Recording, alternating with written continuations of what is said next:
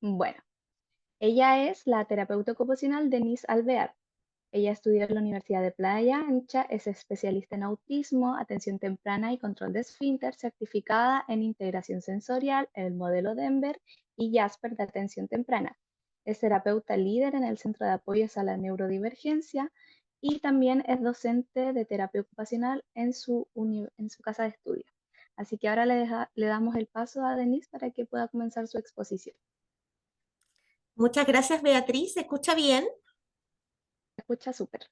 Ya, maravilloso. Bueno, buenas noches ya, porque ya está oscuro. Buenas noches a todos. Agradezco mucho la presentación. Esta es primera vez que voy a dar un seminario o curso en ADIPA, así que agradezco mucho la oportunidad. Espero que esta instancia sea de mucho aprendizaje. Quizás va a ser un bombardeo de información y van a tener muchas dudas y van a querer saber mucho. Y ojalá nos podamos encontrar la próxima semana en el otro curso. ¿Ya? La verdad es que voy a proyectar ya para que comencemos en honor al tiempo.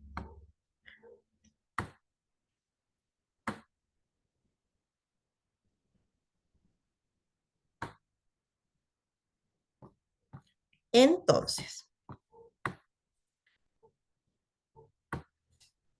ya. Creo que se ve bien, ¿cierto? Los que están en cámara, que me levanten un dedito para arriba. Maravilloso. Bueno, la idea de hoy es poder hacer un seminario acerca de una temática que es muy importante, que no solo nos compete a nosotros los terapeutas ocupacionales. Dado el tiempo en el que estamos, la gran cantidad de chicos con necesidades educativas especiales en los espacios escolares, debemos dejar de pensar que las cosas nos competen solo a algunos profesionales de áreas específicas, sino que debemos funcionar como colegas, como equipo, para abordar las necesidades de una manera sensible y respetuosa. Por tanto, temáticas como necesidades educativas especiales, integración sensorial, diagnóstico de autismo, de trastorno por déficit atencional con hiperactividad, así como otros, deben dejar de ser materia solo para algunos especialistas y deben ya empezar a compartirse como un lenguaje común. ¿Por qué? Porque estamos en un camino que ya se inició, pero que aún estamos en pañales en relación a la inclusión. Ya entonces, para partir, creo que es súper importante conocer términos, conocer de forma general cómo funciona esto y desde ahí, obviamente, poder comunicar esto a otros colegas, tanto de nuestros colegios, fuera de los colegios, porque en el fondo tenemos niños, tenemos adolescentes, tenemos adultos que tienen necesidades ya que conviven con estas necesidades. Algunas se mitigan, otros no tanto, pero necesitan de un abordaje y necesitan de un acompañamiento y sobre todo un reconocimiento respetuoso. ¿Ya? Por esta razón, hoy vamos a presentar acerca de la integración sensorial y las necesidades educativas especiales y cómo se relaciona esto dentro del contexto escolar. Obviamente, los niños con necesidades educativas especiales no solamente tienen necesidades educativas, ¿cierto? Tienen necesidades en muchas áreas de su participación, pero vamos a hacer mayor hincapié al colegio, que en este momento se ha transformado en una situación muy compleja para muchos chicos, muchas familias y muchos docentes, ¿ya? Porque surgen distintas dificultades a nivel contextual que a veces no nos permiten tanto aprender o comprender y sin querer o muchas veces queriendo también, porque también nos ha pasado, limitamos la trayectoria educativa de esos estudiantes y es algo que ya no debe seguir pasando. ¿Ya? Entonces, ¿qué vamos a abordar el día de hoy? Vamos a hablar un poquito acerca de lo que es la integración sensorial, cuáles son los principales desórdenes del procesamiento sensorial, porque son muchos, ¿ya? Pero lo cierto es que vamos a tratar de hablar de los que son más comunes dentro del contexto escolar.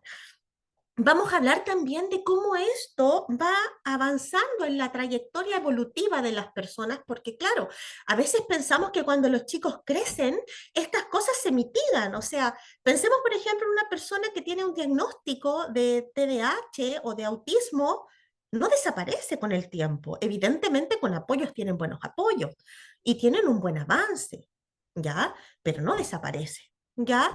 ¿Qué pasa con la relación de la integración sensorial con la neurodivergencia? ¿Cómo es el rol de la escuela, de los docentes, de los asistentes y de los profesionales que trabajan en la escuela?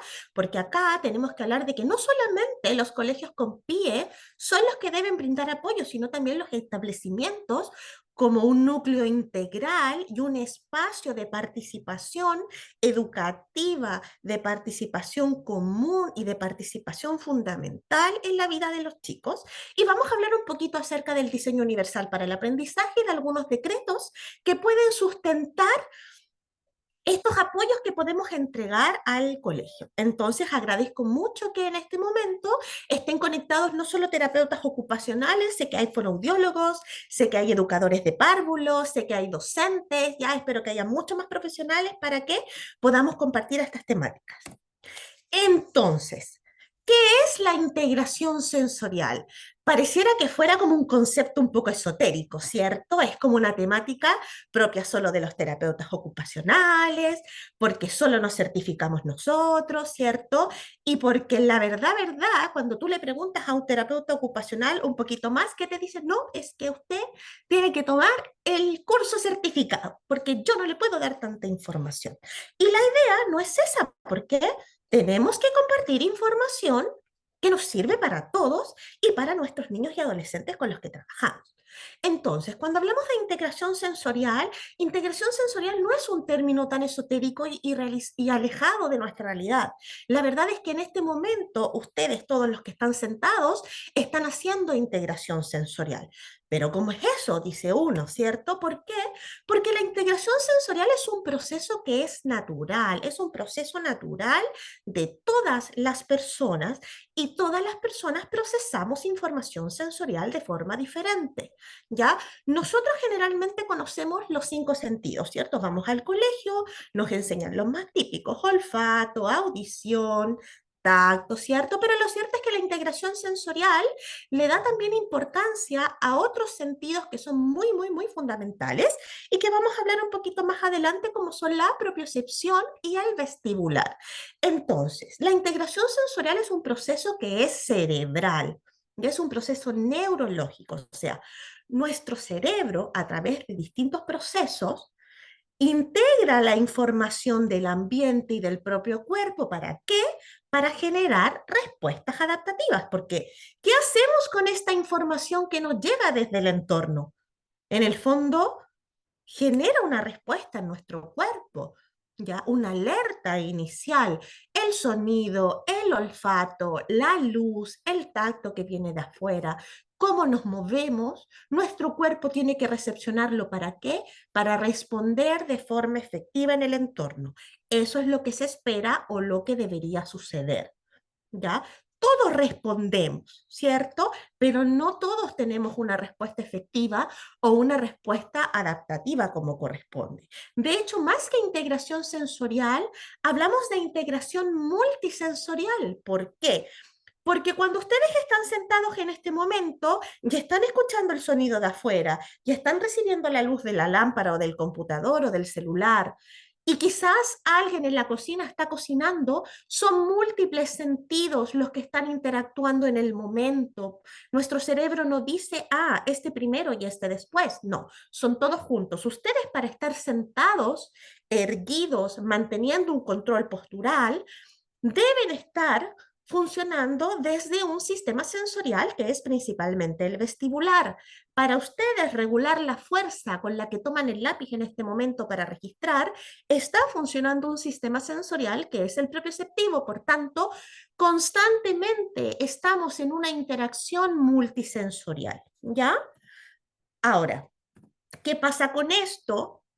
Buscamos la respuesta adaptativa, que es lo que idealmente deberíamos tener. No obstante, muchos de nosotros tenemos necesidades sensoriales y no procesamos o no registramos la información de manera adecuada o como debería ser. Y eso genera que nuestra respuesta adaptativa sea un poquito más eficiente y que que vamos a requerir de algunos ajustes, ¿ya? Que vamos a profundizar.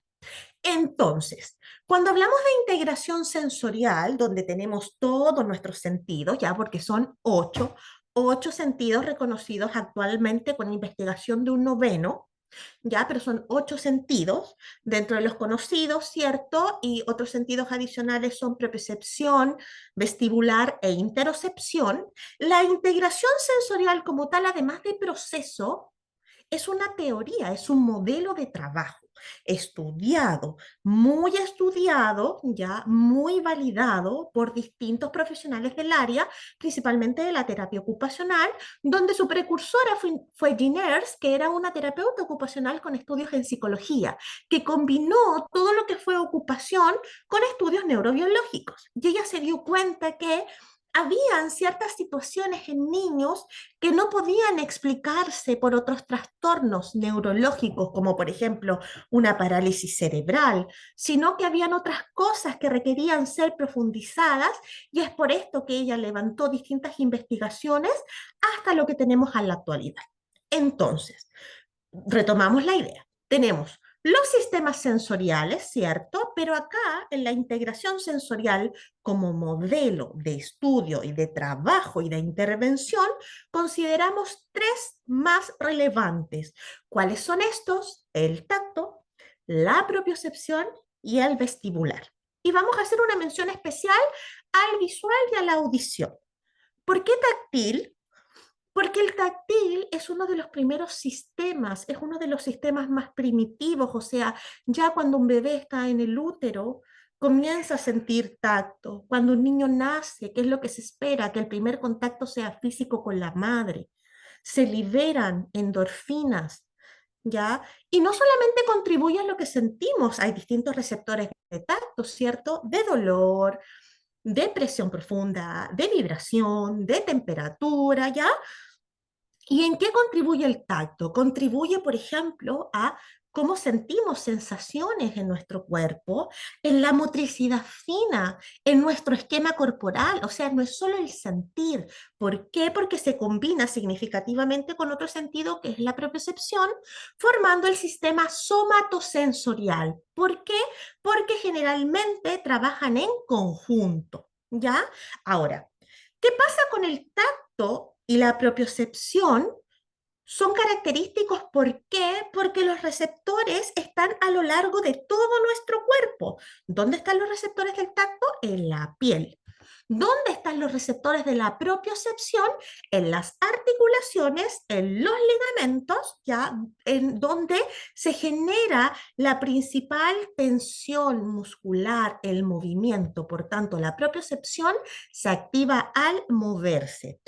¿Cuál es la principal característica del propioceptivo? Que es el principal sentido autorregulador y es el principal sentido regulador. Muchas veces se van a encontrar con niños que no quieren un abracito superficial o un cariñito suave, quieren un abracito apretado. ¿A quién le gusta más un abrazo apretado? Ese que se siente y no el que pareciera que es como de mentira. ¿Por qué? Porque se activa el tacto profundo y a la vez se activa la propiocepción. ¿Por qué existen niños que saltan tanto? ¿Ya? ¿Por qué existen niños que se arrastran tanto? ¿Por qué existen niños que les cuesta regular su fuerza? ¿Por qué? Porque es la propiocepción la que está interfiriendo y no permite una respuesta adaptativa adecuada. Entonces, la propiocepción también impacta en el esquema corporal, en la conciencia corporal, en la regulación de en la fuerza muscular, en la laxitud articular, en el tono muscular, ¿ya? En la cocontracción. En esto impacta la propiocepción.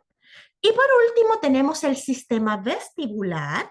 ¿Dónde está el sistema vestibular? Dentro de nuestro oído medio, ¿ya? Sí, oído interno. Oh, me confundí en este momento, se me fue. Ya, me disculpo, después si me acuerdo lo digo. ¿Ya? Pero está dentro del oído. Eso es seguro. ¿Ya? Entonces, ¿qué genera el sistema vestibular? Sistema vestibular está directamente relacionado con nuestro cerebelo. ¿Ya? Por tanto, ¿en qué cosas va a impactar el sistema vestibular? En lo que es la recepción del movimiento, en la aceleración y la desaceleración, en el control postural, ya en el control visual respecto al tronco y a nuestra cabeza, en nuestro equilibrio, en nuestro tono extensor.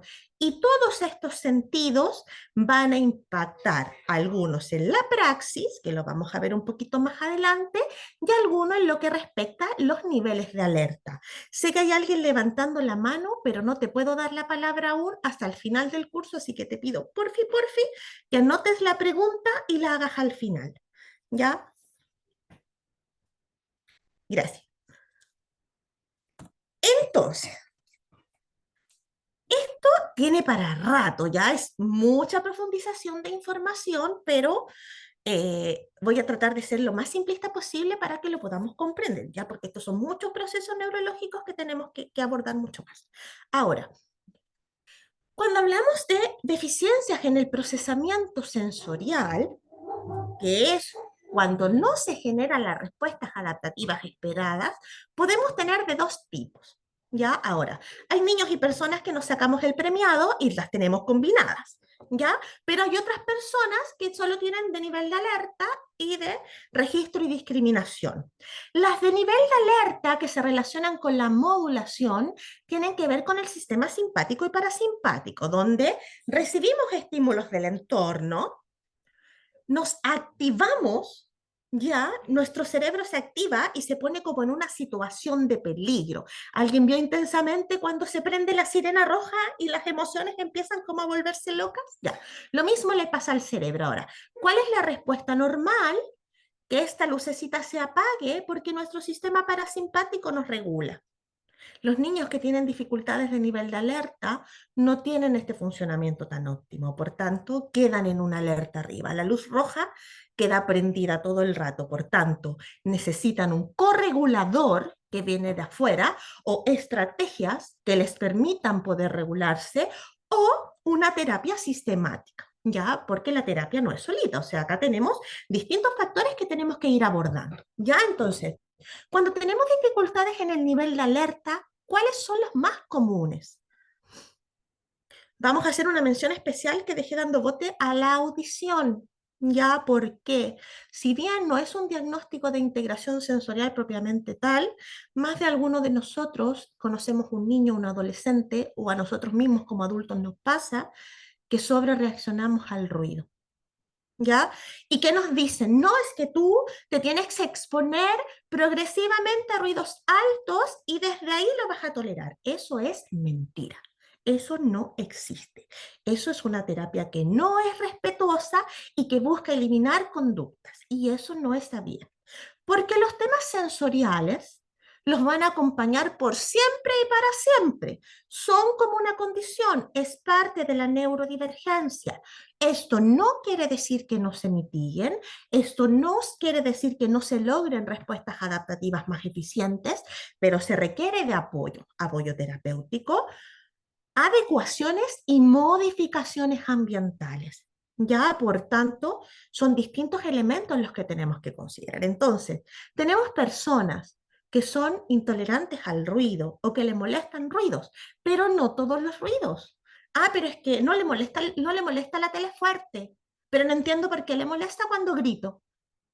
Porque no a todos les molesta el mismo ruido con la misma intensidad. Hay personas que les molesta la tele, la radio, los gritos, la bulla, lugares con mucha gente, sonidos de cosas quebrándose, el sonido del reloj, ¿ya? Tenemos niños en sala que ustedes los van a ver sentados y a lo mejor no van a dar ninguna señal, pero ustedes se acercan y los van a ver alertas, con los ojos abiertos, sudando, inquietos, rechinando los dientes, y algunos que son más hacia afuera se van a tapar los oídos, van a gritar, van a llorar o van a querer salir. ¿Y cuál es la primera indicación o la primera observación? No es que este niño es porfiado, no es que tiene un problema de conducta, es que no se sabe comportar en la sala. Cuando no nos hemos detenido a mirar un poquito más y a ver que este niño evidentemente tiene dificultades.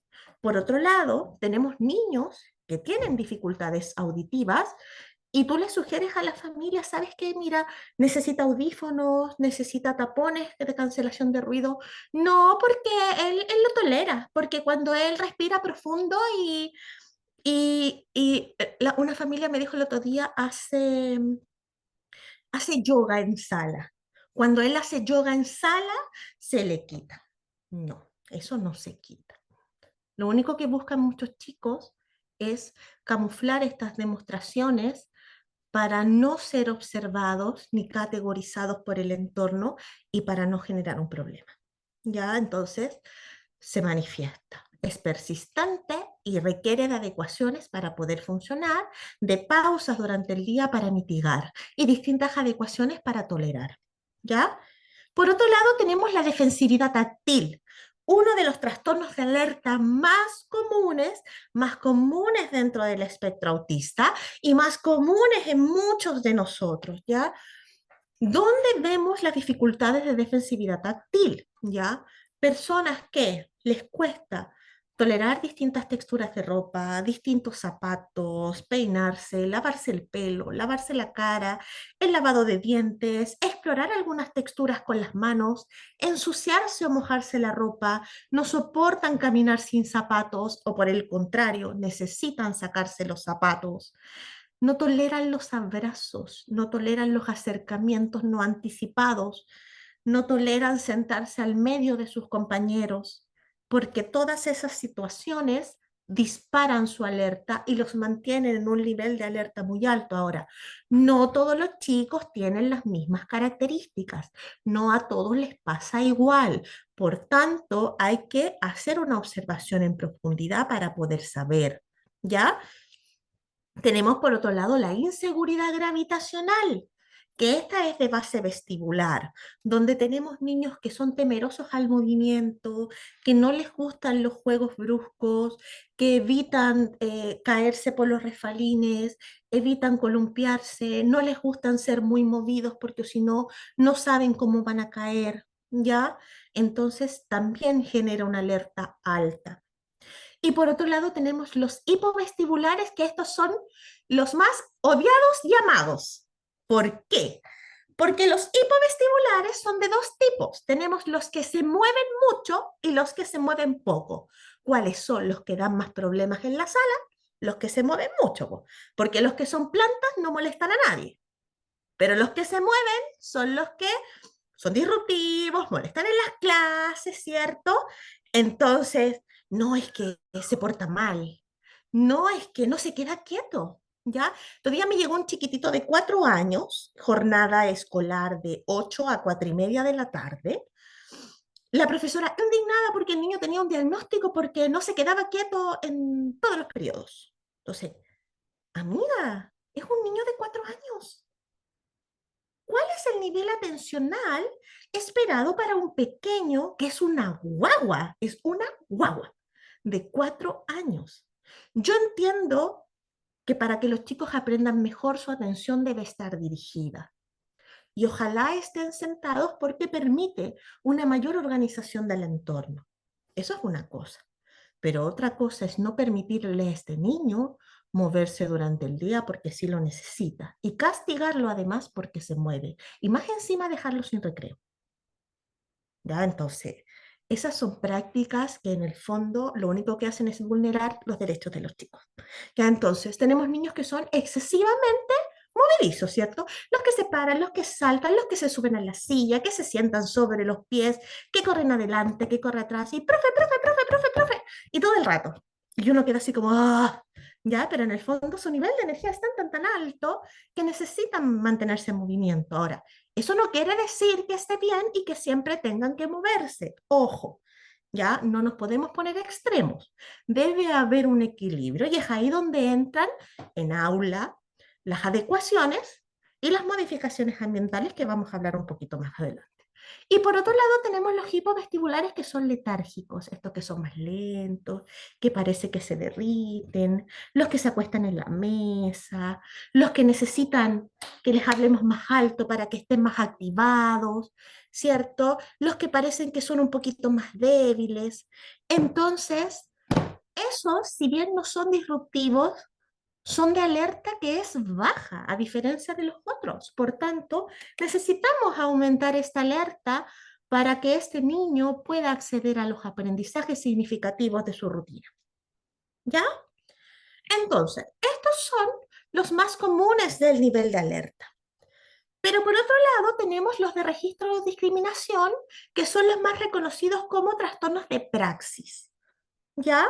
De praxis, de principalmente de planeamiento motor, porque claro, tenemos esta alerta, ¿cierto? Que se dispare, que se debe regular, pero por otro lado tenemos este uso del cuerpo que debe ser planeado, que debe ser imaginado, que debe ser organizado. ¿Para qué? Para tener una buena ejecución. Y muchos, incluso a muchos de nosotros nos cuesta. ¿A quién, por ejemplo, se le da muy bien bailar? O por otro lado, a quien, por ejemplo, le cuesta mucho coordinar brazos y piernas. No, yo no bailo porque soy torpe, ¿ya? ¿Quién de ustedes, por ejemplo, cuando era pequeño, caminaba y se tropezaba cada 2 cuadras? ¿Ya? Ahí una levantó la mano. ¿Quién, por ejemplo, le cuesta o le costaba trepar? ¿O quién, por ejemplo, le dijeron, oye, pero ¿cómo no vas a aprender a andar en bicicleta? ¿Cierto? Porque pareciera que son cosas súper comunes, ¿ya? Pero lo cierto es que, ahora, ojo, hay cosas que nos pueden costar, que es normal, porque no todos somos expertos en todo, ¿ya? Pero cuando esto se repite y se da en distintas circunstancias de la vida y de la participación, es un problema de la praxis. Porque evidentemente estas personas o estos niños o adolescentes les cuesta mucho poder conceptualizar y planificar un movimiento adecuado y tienden a ser torpes o tienden a repetir las mismas estrategias que no siempre son eficientes. La mayoría de las veces no lo son. Entonces, ¿qué prefieren? Actividades conocidas. ¿Por qué? Porque son muy buenos en lo que hacen, pero cuando los ponemos a hacer un desafío, desisten, se aburren, se alejan, se frustran. ¿Ya? Cosas tan simples como, por ejemplo, coordinar la mano, el brazo completo para tomar el lápiz, abrocharse botones, ¿ya? Comer, teclear en el computador, trepar, ¿ya? Son cosas que pueden estar impactadas por la praxis. Entonces, dentro de los diagnósticos más comunes de la praxis, aunque son menos comunes los de la praxis que los del nivel de alerta, los del nivel de alerta son los más comunes. Ya, de hecho, dentro de los criterios del autismo, según DSM-5, hipo e hiperrespuesta sensorial, que son términos de nivel de alerta, están relacionados directamente con criterios de confirmación del autismo. ¿Ya? Entonces, dicho esto, tenemos los déficits posturales oculares. ¿Ya? ¿Qué sistemas están impactando acá? Principalmente propioceptivo, vestibular y visual, donde hay una dificultad para mantener el control postural. Por tanto, la cabeza se tiende a caer, se ve más en niños pequeños, ¿ya? Y cuesta mantener un campo visual estable. ¿Ya? Por otro lado, tenemos un déficit de integración bilateral, vestibular, propioceptivo y vestibular también, pero donde hay dificultad para coordinar ambas partes del cuerpo, derecha e izquierda, ¿ya? Para hacer movimientos simétricos, para hacer movimientos coordinados. Tenemos la somatodispraxia, que esta es de base propioceptiva y de discriminación táctil. ¿Ya? Donde tenemos niños que van a tener dificultades, además de regular su fuerza, además del tono, además de la laxitud, de la cocontracción, de los movimientos secuenciados, además van a tener dificultades para reconocer objetos mediante el tacto, para ubicar dónde son tocados y van a tener muchas dificultades en la motricidad fina. ¿Ya? Y lo mismo similar pasa con la visodispraxia, pero acá se agregan dificultades desde la percepción visual.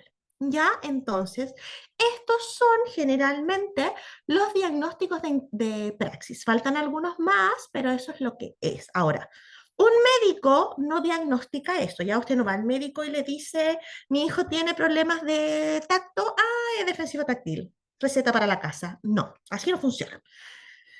Quien detecta las dificultades de integración sensorial, quien evalúa es el terapeuta ocupacional, porque son los que se certifican en esta línea. Ahora, ¿es el terapeuta ocupacional el más importante como primera línea? No. ¿Quiénes son los más importantes? las familias, los docentes de aula, los asistentes de la educación y las personas que tienen mayor contacto con este niño. Una profesora no me va a hacer un informe y me va a decir, tengo un niño con problemas posturoculares. No. ¿Pero qué me va a decir? A este niño le cuesta mantenerse sentado, se derrite en la silla, pareciera un poquito débil, le cuesta tomar el lápiz, no pone atención. Esos son los problemas que se refieren, no problemas técnicos, problemas de funcionamiento cotidiano. ¿Ya? Entonces, dicho eso, yo sé que son muchas cosas, vamos full rápido, ¿ya?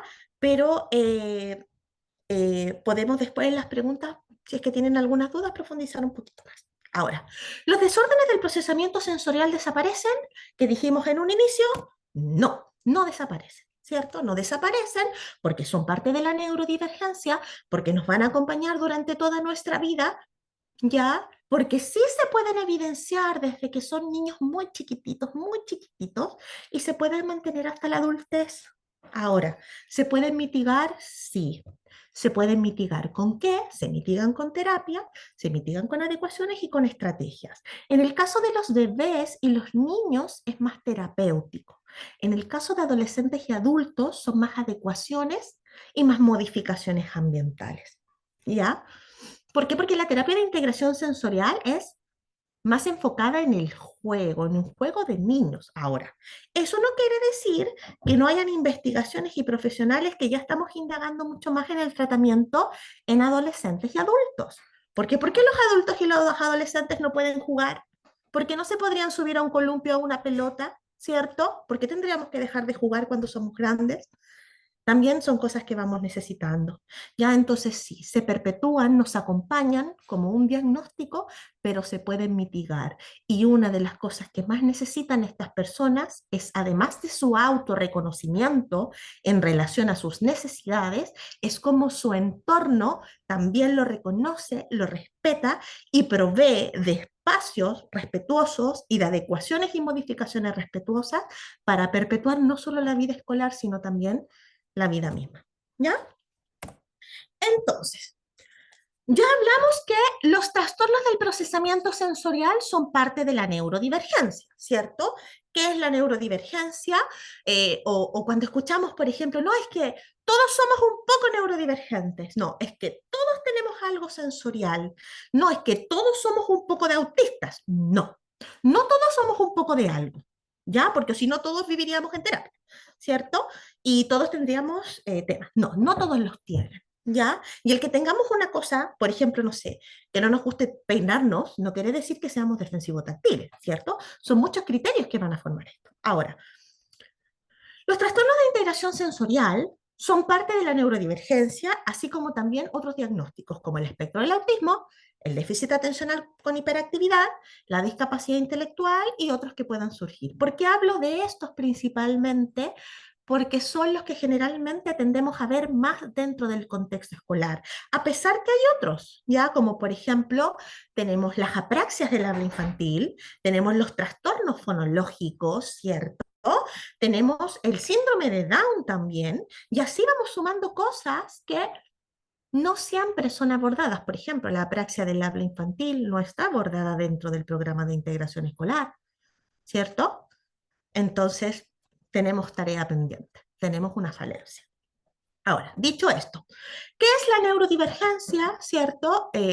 Término que para algunas personas es una moda, ya porque esto es casi un movimiento sectario, donde en el fondo queremos como, así como, eh, desplazar a la gente, ¿ya? No, la neurodivergencia es algo que está desde siempre, ¿ya? Ahora sí es más reconocido. La neurodivergencia son formas diferentes del funcionamiento cerebral. ¿Todas las personas funcionamos diferentes? Sí, pero las personas neurodivergentes tienen un funcionamiento cerebral diferente, diferente también a lo esperado dentro de lo neurotípico o normal, donde también tenemos, o las personas tienen dificultades y tienen fortaleza. Digo tenemos porque yo también tengo trastorno de integración sensorial. ¿Ya? Entonces, eh, las personas funcionamos de forma diferente y tenemos dificultades, pero también tenemos fortalezas. Ya, por ejemplo, tenemos una persona autista, ya, donde hablamos, cuando vamos a un colegio o nos dan charlas, siempre nos hablan del típico autista que tiene dificultades sociales, que no te mira a los ojos, que es violento o que puede ser muy silencioso, cuando lo cierto es que es un espectro y se manifiesta de muchas formas. No voy a abordar en profundidad los diagnósticos en este momento, ya, pero voy a hablar solo de algunas características generalizadas. Pero lo cierto es que el autismo es un espectro, por tanto se manifiesta de forma muy diferente y también hay una manifestación muy distinta entre el fenotipo masculino y el fenotipo femenino. ¿Ya? Por tanto, también son cosas que tenemos que tener en consideración. ¿Cuál podría ser una fortaleza de una persona autista? La alta capacidad que tienen para reconocer detalles que otras personas no reconocen, por ejemplo. ¿Ya? El alto aprendizaje respecto a los intereses intensificados. Ya a lo mejor para ustedes no es importante saber de dinosaurios, pero para otros niños sí lo son. ¿Ya? Y tiene una significancia importante. ¿Ya? ¿Cuál podría ser, por ejemplo, una fortaleza de un chico con déficit atencional, con hiperactividad? La alta capacidad que tienen en relación a su nivel de actividad, el trabajo que podemos hacer en torno a su atención dividida, ¿ya? Que otras personas no tienen, la capacidad que pueden tener al momento de organizarse ejecutivamente dentro de la rutina. ¿Cuál podría ser una fortaleza de un chico con discapacidad intelectual? Uno dice, pero ¿por qué va a tener fortaleza si tiene problemas intelectuales, de inteligencia, ¿cierto? ¿Ya? Aunque no los crean, las personas con discapacidad intelectual tienen una alta percepción de sí mismas y lamentablemente la percepción tiende a ser más negativa. ¿Ya? Entonces, trabajo y tarea para la casa, contribuir a la adecuada imagen corporal y a la adecuada autoestima. ¿Ya? Y tenemos los trastornos del procesamiento sensorial. Entonces, hay algunos de nosotros que nos sacamos el premiado, por cierto. Tenemos autismo, tenemos TDAH y tenemos trastornos de integración sensorial. Tenemos todo. ¿Ya? No es que tengamos muchos diagnósticos, ojo ahí, porque a veces llevamos a los chicos al neurólogo o al psiquiatra y nos ponen trastorno desafiante, trastorno del espectro autista, trastorno por déficit atencional con hiperactividad, y llegan las familias y llegan los profes y es como, "Oh, ¿qué hago con esta información? ¿Por dónde empiezo?" No, es que los diagnósticos, como por ejemplo el espectro del autismo, incluye dentro de su espectro tan ampliado los trastornos de integración sensorial y las peculiaridades en las funciones ejecutivas. Ya, o sea, hay un trastorno de base, hay un diagnóstico, perdón, un diagnóstico de base que incluye estas características. ¿Ya? Entonces, ¿dónde radica el problema de los trastornos de integración sensorial? Porque en el fondo, el tener problemas sensoriales o el tener peculiaridades sensoriales no implica nada, ¿cierto? Sí implica. ¿Cuándo implica? Cuando impacta en nuestra participación, porque impacta en nuestras ocupaciones, ¿ya? Impacta en las actividades de la vida diaria, cuando nos bañamos, cuando nos queremos vestir, cuando queremos comer. ¿Quién de ustedes no tiene alumnos con selectividad alimentaria, por ejemplo? ¿Ya? Y no, es que, por favor, déjese de mandarle la comida que le manda todos los días igual porque tiene que comer otras cosas. No, no funciona así tan fácil. ¿Ya? Las actividades instrumentales, como por ejemplo salir a tomar una micro, manejar dinero, manejar un auto, ¿ya? En nuestro descanso y sueño, muchos de los chicos con defensividad táctil, en la mayoría de los casos, tienen dificultades para dormir en la noche, ¿ya? En el trabajo, ¿ya? ¿Cuántos de ustedes, profes, terapeutas, fonoaudiólogos, tienen dificultades con los ruidos, con los contactos sociales, los contactos físicos? Y por más que decimos, no me gustan los abrazos, ¿qué hace la gente? Ah, pero ¿cómo no te van a gustar que te abracen, po? ¿Cierto? No, pero qué rota. ¿Cómo dices que no te toquen? ¿Cierto? Porque eso es el desconocimiento social, ¿ya? Y bueno, así como el culmine de este trabajo, sea del seminario, la educación. Evidentemente impacta. Impacta desde que el niño duerme mal en la noche y se tiene que levantar en la mañana. Impacta en la pelea en la mañana cuando tiene que pelear con los papás por el desayuno. Impacta en el trayecto del auto porque se marea. Impacta cuando llega al colegio y llega más tarde y se encuentra con todo el choplón de compañeros y entra en pánico por muchos estímulos y mucha gente en la entrada. Impacta porque entra a la sala y la alerta está tan arriba que empiezan a moverse para regularse, porque sí, los niños se mueven para regularse. Impacta porque tiene que escribir, tiene que escribir en la sala. Y no, pero es que tiene que escribir toda la materia. ¿Y por qué tiene que escribir toda la materia si no es la única forma de aprender y registrar la información? ¿Cierto? Impacta porque a veces entra a la sala y choca con los compañeros y se tropieza con las mesas. Impacta porque en educación física parece que fuera un niño violento porque es brusco y choca con todos, pero la verdad es que no es violento, solo es brusco y le cuesta tener conciencia de su cuerpo. ¿Se entiende? O sea, si pudiéramos analizar todas las circunstancias educacionales en las que estos niños tienen dificultades, pueden ser muchas. Obviamente dependen de sus características. Hay niños con temas de alerta, hay niños con temas de praxis, hay niños que tienen temas por ambos casos y eso se exacerba aún más cuando hay una condición de base, como por ejemplo el autismo. ¿Ya? Entonces, ¿qué pasa en la escuela además de los trastornos del procesamiento sensorial? Hay cambios, hay muchos cambios, ¿ya? Y esto no va solamente en colegio público particular subvencionado, o sea, hay cambios en todos los contextos escolares. Por alguna razón, la profesora se enfermó, por alguna razón nos cambiaron de sala, hubo Operación Francisca Cooper y empezaron los ruidos, ¿cierto? Terminó primero básico y vamos a pasar a segundo básico y me cambian a otra sala y a otro piso, pero nadie me hizo un reconocimiento de este espacio, que es más grande, que a lo mejor tiene más luz, que a lo mejor es más ruidoso, ¿cierto? Los entornos son más desafiantes. ¿Por qué? Porque a medida que los chicos crecen, obviamente los aprendizajes se vuelven más complejos y también las interacciones que tenemos con los niños. Pero si ahora ya va en tercero y cuarto, pues tiene que escribir de la pizarra. Si ya está grande, ¿cierto? ¿Cómo se va a poner triste si le digo que no y le grito? Si ya está grande, debería tolerarlo, ¿cierto? Entonces, los entornos también se vuelven desafiantes y a veces invisibilizamos la necesidad de apoyo. A lo mejor no sabemos lo que los chicos tienen, pero en el fondo de nosotros, que trabajamos con niños y adolescentes y con personas, sabemos que hay algo que pasa, pero a veces preferimos desconocerlo y no darle respuesta. ¿Ya? Existen conductas desafiantes en los chicos. ¿Ya? Estas conductas desafiantes que uno dice, no es que se porta mal, es que es brusco, es que es violento, es que es alaraco, es que es alterado, es que es falto de respeto. Muchas veces responde a un trastorno sensorial de base, pero no lo sabemos, pero necesitamos profundizarlo. ¿Ya? Hay falta de análisis y de reconocimiento porque muchas veces desconocemos lo que pasa a nuestros chicos, ¿ya? Porque no nos capacitan lo suficiente en los entornos escolares, porque muchas veces no compartimos información entre los profesionales también, ¿ya? Hay falta de derivaciones pertinentes.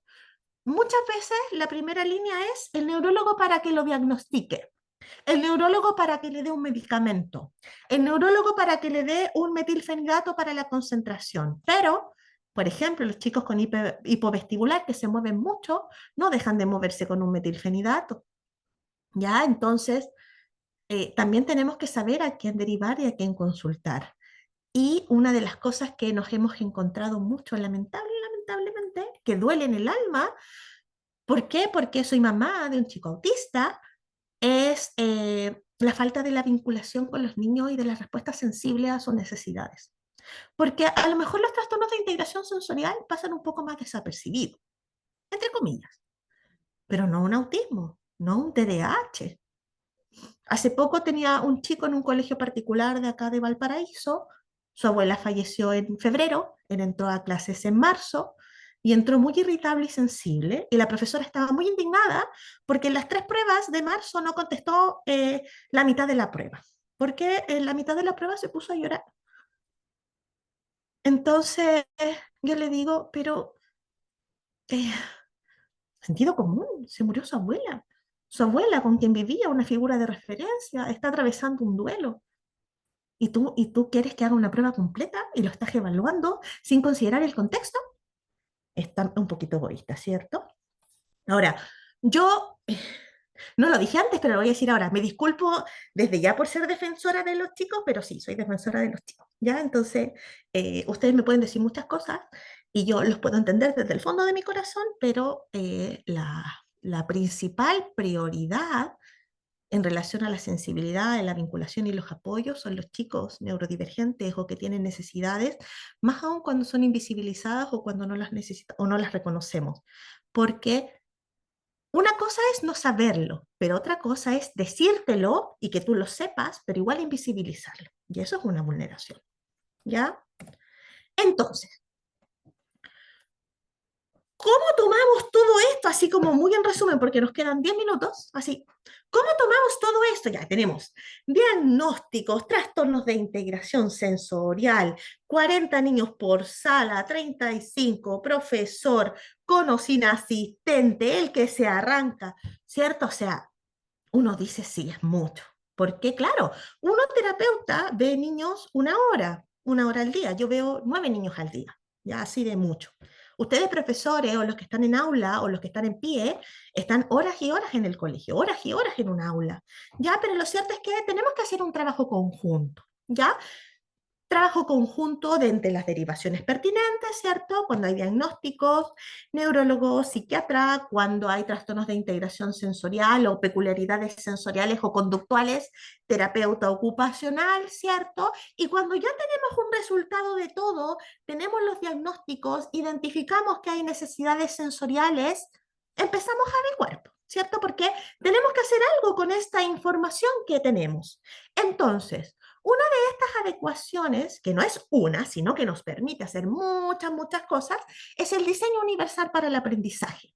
DUA, impulsado desde el decreto 83, ya que en algún momento sonó súper bonito a nivel educacional, pero cuando se dieron cuenta el impacto del real DUA, se dieron cuenta que era un poquito difícil.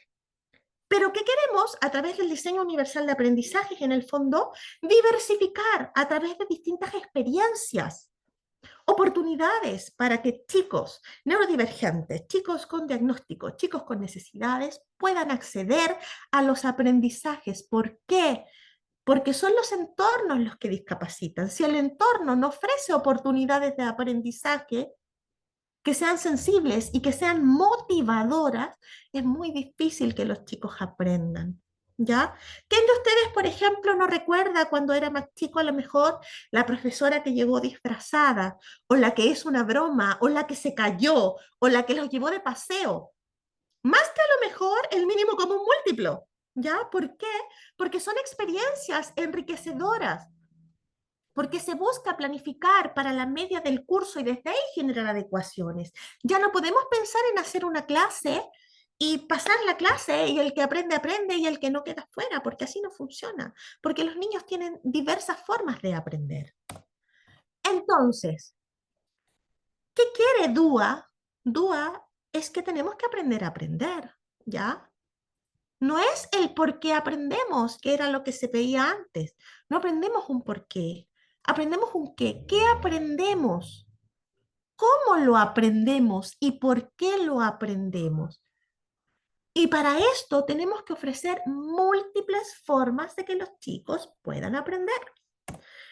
Entonces, ¿cómo combinamos DUA en neurodivergencia con algunos otros decretos? Ya en el fondo, tenemos que generar que los aprendizajes sean accesibles. Los aprendizajes deben ser accesibles para los chicos, adecuados, respetuosos y conscientes. Si tenemos un chico que no escribe toda la materia, no podemos pelear todo el año para que escriba la materia y no podemos pensar solamente evaluarlo o con una prueba escrita, porque evidentemente no está bien.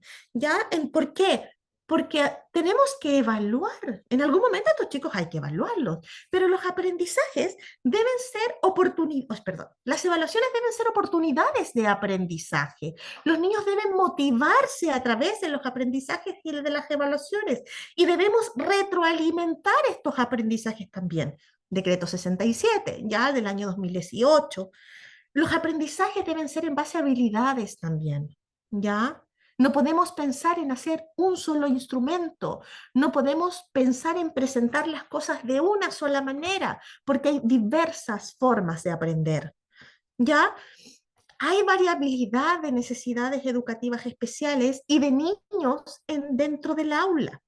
¿Ya? Tenemos 40 niños, 35 niños, 20 a 15 para los más afortunados, que son los menos, ya que es lo menos realista. Todos estos chicos son diferentes y ya no podemos pensar que no es así.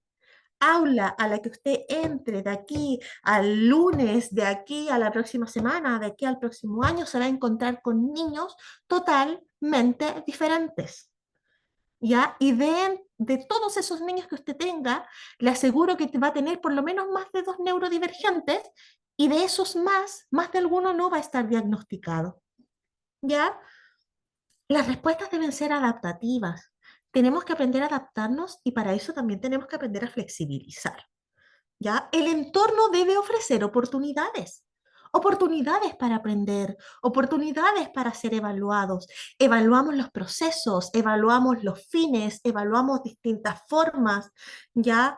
Ofrecemos formas lúdicas de aprender, sobre todo en niños pequeños. Ahora, en adolescentes también podemos hacerlo. Los adolescentes entran a una etapa súper compleja de la edad. Por tanto, necesitamos mucho más revincularnos a los chicos, ¿ya? El vínculo con los docentes es fundamental. Usted no puede esperar que su chico o su niño quiera aprender si no se vincula con él, si no lo conoce, si no se sabe su nombre, si no sabe lo que le gusta. O sea, si no es capaz de detenerse 5 minutos a preguntarle cómo está, cómo va su día, qué es lo que siente, o se acerca a preguntarle si todo está bien, es muy difícil que este niño pueda reconocerlo como una figura vincular, ¿ya? Adecuaciones y modificaciones ambientales. ¿Cuáles son las adecuaciones, las que son directamente para el niño? ¿Cuáles son las modificaciones, las que son en el ambiente? ¿Cuáles son posibles adecuaciones para este niño?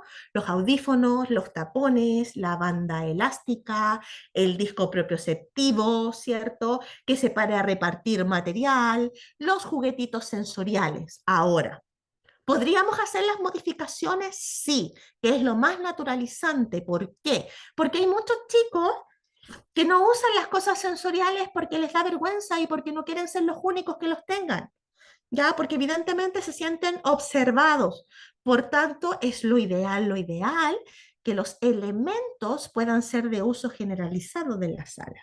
Que cuando un niño se sienta muy ansioso, puede ir a buscar a una cajita un juguetito y moverlo, que a lo mejor cuando se sienta muy movedizo pueda tener una banda elástica en sus pies, que a lo mejor cuando estemos muy distraídos nos paremos todos y hagamos una pausa activa. Yo lo hago con mis estudiantes de la universidad, que son adultos, ¿ya? Si ellos que son adultos lo necesitan, y no todos son neurodivergentes, sobre todo un niño pequeño, un proceso de aprendizaje, ¿ya? Hablamos de la evaluación como oportunidad de aprendizaje y flexibilidad educativa, y hay múltiples formas para acceder al aprendizaje. Ahora, ojo ahí. Hoy una colega me hizo una distinción, porque uno siempre sigue aprendiendo, porque el decreto 83 habla de básica y de prebásica. Entonces uno dice, ah, ¿y qué pasa con la media? ¿Queda fuera? No. ¿Por qué? Porque se amplía cuando surge el decreto 67. Por tanto, ahora todo el grupo escolar está cubierto. ¿Qué pasa, por ejemplo, con los universitarios? Ya, claro, evidentemente los universitarios no están cubiertos, no obstante, eh, hay universidades como la Universidad de Playa Ancha, que es la que aquí mi casita de trabajo, por una parte, tiene un equipo inclusivo donde ya está trabajando con chicos neurodivergentes. ¿Ya? ¿Es posible? Sí es posible. Hay una ley de autismo, la 21.545, donde evidentemente hace todos estos derechos ampliados a toda la comunidad, ¿ya? Independientemente de colegio con PIE, sin PIE, público, particular, subvencionado y todo lo que eso implica, ¿ya? Entonces, dicho eso, así como resumen y para cerrar, eh, ya sabemos más o menos cómo funciona el procesamiento sensorial, qué pasa con los trastornos de integración sensorial, la relación con la neurodivergencia, pero eso es teoría, teoría, teoría, teoría.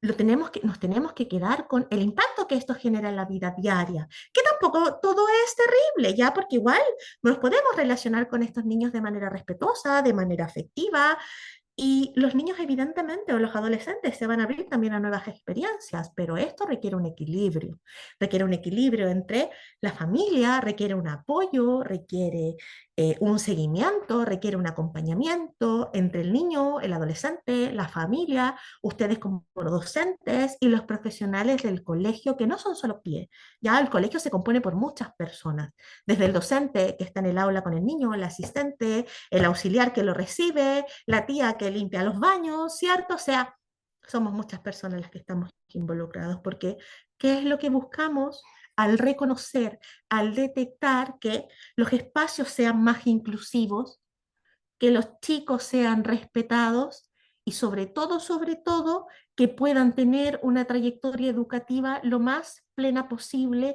con todos los aprendizajes que puedan tener y bueno, que ustedes también como profesionales y como docentes también tengan herramientas para poder apoyarlos. ¿Ya? Eso. Eh, Espero que les haya gustado el seminario. Ahora voy a dar espacio a Beatriz para que pueda moderar algunas preguntas. Beatriz, ¿estás por ahí? Aquí estamos. Muchas gracias, profesora. Entonces ahora daremos paso a la ronda de preguntas. Yo les voy a ir eligiendo algunas preguntas al azar y les voy a reactivar el audio para que le hagan la consulta a la profesora. Aquí tenemos a Sab. Hola. Ya. Eh, Hola, profe, ¿cómo está usted? Hola, Sarka, mucho gusto. Cuénteme. Ya, le quería hacer, bueno, esto no es como que pregunta, es como una reflexión que yo tengo. ¿Ya? Reflexión. Cuéntame, ¿qué eres tú? ¿Eres profe, profesional, Ya, alumna? le cuento. Yo estoy en proceso de titulación de técnico a nivel superior en educación popularia. Tengo una mención Perfecto, de primer ciclo básico. Ya perfecto. esta es mi reflexión, ya. Ya hace el primer semestre estuve haciendo mi práctica profesional en un jardín infantil. Yo sé que es diferente de los colegios, un jardín. Ya, tenía dos niños con TEA, pero uno que no estaba diagnosticado. Llegó en abril y con las educadoras, con las técnicos, yo como era la práctica, no, lo observamos, bien observado, dijimos, no, este niño tiene TEA, Ya, por las conductas que tenía. perfecto. Entonces sentaba, yo digo, este niño se llama Pablo. Yo decía, el Pablo no se te sienta, no se te va a sentar como los otros niños. Uno, yo le decía el nombre, él no te fija la mirada. Lo otro, para él que lloraba, para él no lloraba nunca. Y ahora, antes que yo me fuera de jardín, llora de la nada. Entonces, y la educadora también me dijo, ya, la educadora me dijo, no, la mamá, o sea, más que la mamá bien cerrada, la mamá no quería asumir y no quería aceptar que su hijo ya tiene TEA. Y yo cuando yo antes de irme del jardín, mi educadora me dijo, tía, ¿sabes qué? La mamita del Pablo no la ha llevado nada al neurólogo, que lo haga el diagnóstico. Tenía dos niños con TEA y uno que ya observación de la educadora ahí por mí, como alumna en práctica. Miren, en ese caso, la verdad es que uno no puede obligar a las familias, esa es la verdad. Lo cierto es que uno como profesional o desde el jardín, tú ya cumples con informar. Tú citas a la familia, tú informas lo que ves y tú haces una derivación pertinente. Sí, pero yo como Eso, alumna práctica no podía hacer eso, yo podía observar y comentar a la educadora, así que ella, total, ¿qué opinaba? O sea, ¿qué pensaba ella a punto de vista? totalmente. Entonces, Cuando uno es alumno en práctica, no siempre somos escuchados cuando somos alumnos en práctica, o muchas veces también tenemos muchas dudas, pero que tú ya hayas informado lo que tú observas a las educadoras ya es algo muy importante porque se sí, está porque ella haciendo también me algo. comentaba, porque yo sé, no, él era de más de movimiento, no le gusta estar sentado. No se te va a sentar con otro amiguito más chico en la mesa, no, es más movimiento. Claro, Entonces yo pensaba entre mí, no, la mamá no quiere asumir que su hijo tiene algo, es algo, ya. no asume todavía. No, totalmente, mira, es un trabajo, es que, bueno, ahí entra otro tema, como para dar tema a los otros chicos, pero es que cuando alguien nos dice, te lo digo como mamá de un chico autista, que ya tiene 15 años, que nuestro hijo tiene indicadores de autismo, sin saberlo, porque en ese tiempo yo no lo sabía aún, nos imaginamos muchas cosas. Y cuando buscamos en internet nos aparecen muchas, muchas cosas. Y cuando nos dan el diagnóstico, también vivimos nuestro propio duelo, Y ¿ya? como que fuerte, entonces como que no quiere como, ay, Totalmente. Pero yo creo que lo que tú tienes que pensar es quedarte tranquila con la información que tú compartiste, porque en el sí, fondo tú lo ya, identificaste, tú lo sí, ay, compartiste. Ahora la docente es quien tiene que encargarse de hacer la derivación. Y mira, si la mamá no hace nada en el jardín, cuando llegue al colegio lo van a volver a derivar y así consecutivamente y hasta la que mamá eso preguntó, tenga que sí, pasar. sí, y la mamá preguntaba, la fono, tenía una fono, ya, conté otra fono que es diferente, entonces ya muy, entonces ya conservación, dijimos, no, el Pablo tiene tía, entonces dijimos, no, ya tiene tía, pero porque nosotros, las conductas, ¿entiendes? Claro. Ya, lo otro, yo tengo una discapacidad, justo usted nombró la discapacidad, yo tengo una discapacidad, ¿Ya? yo aprendo rápido, Perfecto. ¿sí? Y también estudio educación superior, entonces la educación superior me ha ayudado de todo.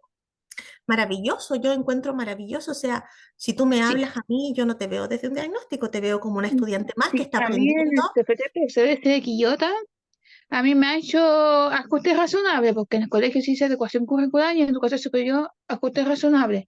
A mí me ha hecho las mismas pruebas, pero la única diferencia es que me lo hacen de forma oral, me quita Maravilloso. unas dos preguntas, o que me dé la misma prueba, pero en la cantidad de tiempo. Y el tiempo son 90 minutos y me dan otros 30 minutos diciendo. Eso es Maravilloso. educación superior, para que todos no lo conocen. Educación superior. Maravilloso, Safka. Gracias por compartir tu situación, por tu vivencia. Hay una colega puso que, claro, uno puede derivar al CEFAM por la ley de autismo, es verdad. Podemos hacer derivación al CEFAM, ¿ya? Ahora, evidentemente, si la familia no quiere llevarlo al CEFAM, tampoco los podemos arrastrar, pero uno hace la derivación porque en los CEFAM se puede evaluar, los hospitales también evalúan, las listas de espera son largas, pero se hacen, pero ya se supone que el próximo año se viene fuerte, fuerte, fuerte las derivaciones CEFAM hospitalarias, así que vamos por la Y, detección temprana. sí, ¿Ya? sí, Gracias, también Safka. para que no sí, para que no me conoce, yo soy una agente exclusiva. Entonces le dejo mi número de WhatsApp para que me hable. Maravilloso. Gracias, Safka. Ya. Beatriz, te dejo ahí para que tú... Ya. Bien, en honor al tiempo igual, vamos a dar dos preguntas más para luego pasar al sorteo. Si quieren, pueden dejar preguntas escritas aquí en el chat, como bien concretas, para que también se las podamos leer a la profesora y así podamos resolver alguna duda y si no, también los dejamos invitados al curso que va a impartir y ahí pueden resolver todas sus dudas en profundidad. Ahora vamos con Joana Tat. Aló, buenas noches. Hola. Hola, buenas noches, profesora. Bueno, antes que nada decirle, yo soy una mujer dentro del espectro del autismo, mamá de dos, de uno de 22 y uno de 11. Usted hablaba relacionado con en la parte de la integración sensorial y la parte auditiva. Ujú, Yo no soy para nada una persona discriminativa ni por nada por el estilo, ujú, pero tengo el problema que cuando yo escucho, por ejemplo, muchos colombianos o personas que hablan ese timbre de voz, como que me angustio, me pongo muy ansiosa, me estreso, me suda las manos, me da palpitaciones y tengo que alejarme porque yo no me molestan los ruidos para nada. Yo soy muy entiendo. ruidosa, mis hijos igual, todo, pero esa característica siempre como que me sofoca. Entiendo. En la parte que usted dice de las adecuaciones curriculares, por ejemplo, a veces los colegios que son más vulnerables o que tienen una menos condición de, digamos, ¿cómo podría explicarse? que no tienen como los recursos suficientes como los colegios más grandes, que digamos, porque el mío asiste a uno, aula regular, las adecuaciones que hacen, y felicito a los profesores que lo hacen, y he leído a varios. A mi hijo, por ejemplo, si le hacen la misma prueba que el resto, pero de repente llega, él es de 6,5 hacia arriba, y llega con las pruebas, y de repente unas pruebas con unas líneas en blanco, y ¿Ya? dice oral. ¿Ya? Y dice oral, entonces yo un día llegó con una prueba en blanco, y yo le pregunté al profesor por qué había llegado mi hijo con una prueba en blanco y con un 7 en inglés. Y él me dijo, es que, ¿qué le voy a preguntar? Me dijo si me la respondió. ¿Ya? Pero también ha habido muchos casos en los que usted dice que, como decía recién Saca, acá yo soy de tal, acá no tenemos mucho que digamos, pero ¿qué pasa? Que la negación está mucho. Como dice usted, el duelo que uno recibe es muy fuerte.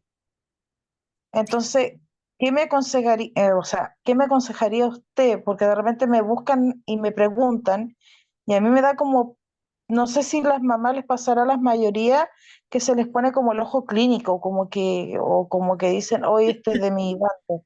No sé si será así o no, y me ha pasado muchas veces, ¿Ya? pero siento que estamos muy lejos de la inclusión, como usted dice, nos falta mucha cultura en todos lados. Sí. ¿Qué me Mira, aconsejaría usted para ya. eso? Y, y, por ejemplo, en un caso cortito, Ujú. mi hijo no come frutas, no come verduras, pero sí lo otro, pero no come fruta, pero sí toma jugo de la fruta. ¿Ya? ¿Cómo puedo hacer para que él pueda acceder a probar otras cosas? Porque lo Ya. demás no tengo ni una queja. Ya, son Muchas son tres gracias. cosas diferentes. Primero, con respecto al tema de los sonidos, ya, acá yo creo que entran distintas cosas y entiendo tu planteamiento porque, claro, si tú lo planteas a otras personas, quedarías como xenofóbica, ¿cierto? Pero lo cierto es que, claro, hay sonidos, hay tonos de voz, hay personas, hay situaciones que nos evocan cierta ansiedad y que no necesariamente tiene que ver con los ruidos, ¿ya? Hay algo que es súper importante no solo para la integración sensorial, sino como para las personas, que es la percepción de los sentidos. Y la percepción de los sentidos está relacionado con lo cognitivo, porque percibimos lo que conocemos, lo que nos evoca mentalmente, alguna sensación, alguna emoción, ¿ya? Y puede ser que a lo mejor en algún momento sin querer te hayas visto expuesta a alguna situación en la que te generó una tensión o una ansiedad o una molestia que tu percepción quedó graficada para decir, claro, como las personas autistas tienden a tener un pensamiento o ideas que pueden ser un poco más persistentes, nos cuesta como deshacernos de ese pensamiento. Ya puede ser. No necesariamente tiene que ser relacionado al ruido. Ahora, respecto al tema de los colegios, acá el colegio que quiere ser inclusivo no tiene nada que ver con la plata que entra, si es público, si es particular. O sea, el colegio que quiere ser inclusivo va a ser inclusivo igual, va a generar adecuaciones igual, va a ser respetuoso con los niños y va a escuchar a los apoderados, ¿ya? Porque acá los profesionales no lo sabemos todo. O sea, los que nos dan la principal información de los niños son los papás. ¿Cierto? Por tanto, si el colegio donde está tu hijo o tus hijos es un buen colegio y genera adecuaciones y en el fondo saben que aprenden, no necesariamente teniendo que escribir, ya es un buen punto. Ahora, si a uno como mamá, ustedes como profesionales nos piden sugerencias respecto a indicadores que observamos, o sea, en el fondo uno da la indicación o uno da lo que observa de manera respetuosa siempre y cuando nos pregunten, porque si no nos preguntan, no tenemos para qué. Obviamente, si estamos en un contexto clínico o de colegio, tenemos que decirlo, pero cuando somos mamás, si no nos preguntan, tampoco podemos andar por la vida diagnosticando gente, ¿cierto? Por más autismo que veamos caminando.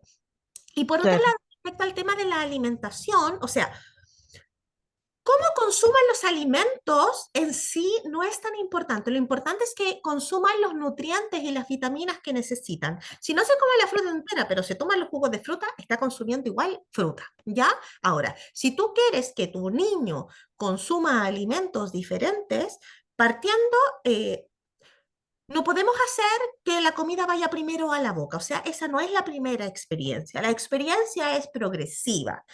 En este proceso nosotros tocamos, descubrimos texturas, olemos, partimos, preparamos, servimos en distintos potes, compartimos experiencia sin obligar a probar, porque la palabra probar no se usa hasta después, y después de todo eso podemos intencionar o podemos preguntarle al niño o niña si quiere probar, pero para eso lleva mucho tiempo, ¿ya? O sea, si lo llevamos como al área del tratamiento, el tratamiento de la selectividad alimentaria es largo, ¿ya? Pero positivamente tu niño consume fruta en jugo, ¿ya? Entonces ya tienes un punto a favor, ¿ya? Eso. Espero haber respondido tu pregunta. Sí, muchas gracias y felicitaciones. Muchas gracias. Ahora, antes de pasar a la última pregunta, evidentemente sí, cuando en el chat hablan de la vulneración cuando no se hace el diagnóstico, sí, pues también incurrimos en una vulneración cuando no lo hacemos, ¿ya?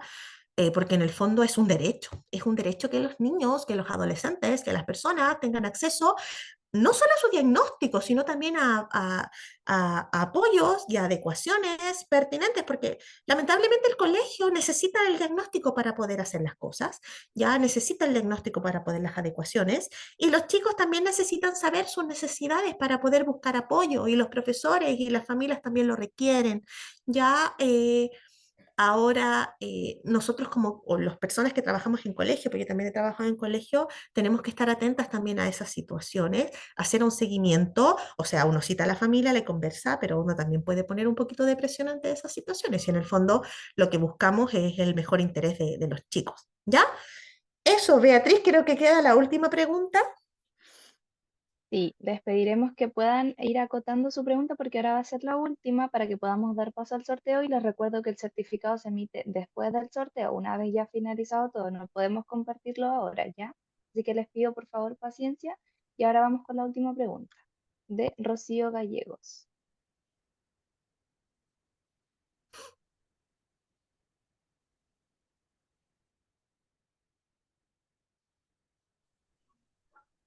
Hola, ¿se escucha? Sí, te escucho fuerte y claro. Súper. Mira, yo quise participar de este seminario, ¿cierto? Porque soy educadora de párvulos y trabajo en un jardín infantil que tiene, en realidad mi nivel tiene 12 niños con diagnóstico, ya de un total de 28 matriculados. Ya. Eh, Quise interiorizarme un poco del año pasado que vengo aprendiendo como de manera autónoma, leyendo algunas cosas que suben desde la Subsecretaría de Educación Parvular y etcétera. Pero hoy día siento que tengo la necesidad de poder como formarme en algún curso que ustedes estén como entregando, ¿ya? Desde ahí como consultarte, porque hay muchos cursos, ¿cierto? Desde integración sensorial, desde eh, el tema de la comunicación alternativa y aumentativa que utilizamos en el jardín. Entonces, mi consulta es como, ¿qué sientes tú? Yo tengo 7 niños con diagnóstico de autismo, trabajo en un medio mayor. Tengo dos, bueno, varios diagnósticos ahí entre medio, ¿cierto? Pero en total son 12. ¿Qué sientes tú que Ya. sería como lo más adecuado para poder ayudar en este proceso de ya de término de jardín infantil? Porque ya el próximo año se van a colegio. Entonces, para poder como aportar, ¿cierto? Desde mi rol como educadora, ¿qué podría Mira, ser como lo más óptimo? yo creo que primero que todo, yo creo que cuando uno estudia, incluso uno como terapeuta profesional de apoyo, no nos preparan tanto para tantas cosas. Uno siempre tiene que No, para seguir nada. aprendiendo y aprendiendo cuando sale.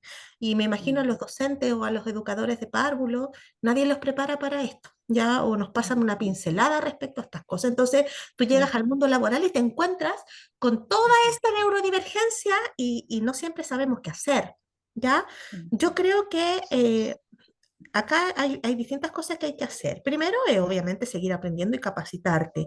No necesariamente tomar cursos tan certificados, pero hay muchos cursos que hablan o de inclusión o de integración sensorial o de neurodivergencia o de autismo que te pueden servir para poder nutrir tu enseñanza y nutrir tus espacios de aprendizaje. Hay lineamientos también entregados después de la ley de autismo que son específicamente para la educación parvularia. También ese es otro recurso súper, súper importante que se puede descargar del Mineduc. Y por otro lado, evidentemente los niños no siempre van a estar en el jardín. Y ya sabemos que el jardín, o sea, el jardín no es una guardería, el jardín es un espacio de educación. Los niños aprenden y no solo aprenden contenido académico, aprenden habilidades para la vida. O sea, es el primer espacio de entrada para la educación de chicos más grandes. Por tanto, los aprendizajes que tú puedas generar en ese espacio para la vida diaria, para la independencia, para la autonomía, ya son súper significativos y las alianzas que puedas proveer con la familia. O sea, además de cómo reconocer sus necesidades sensoriales y cómo pedir ayuda, que también es súper importante, el autocuidado es fundamental. El cuidado del propio cuerpo, el cuidado de sus cosas, el cuidado del entorno. Ya cuando hablamos de educación sexual, por ejemplo, es como, ¡oh!, nos horrorizamos por la educación sexual. La educación sexual no es hablar de sexo. Educación sexual también implica el cuidado del cuerpo, el cuidado de uno mismo, el reconocimiento de las figuras de referencia, ¿ya?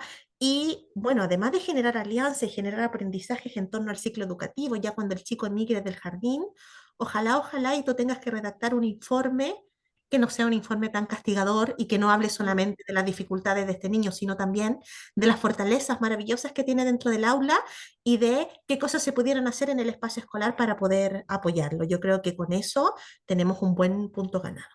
¿Ya? Eso. Súper, muchas gracias. Gracias.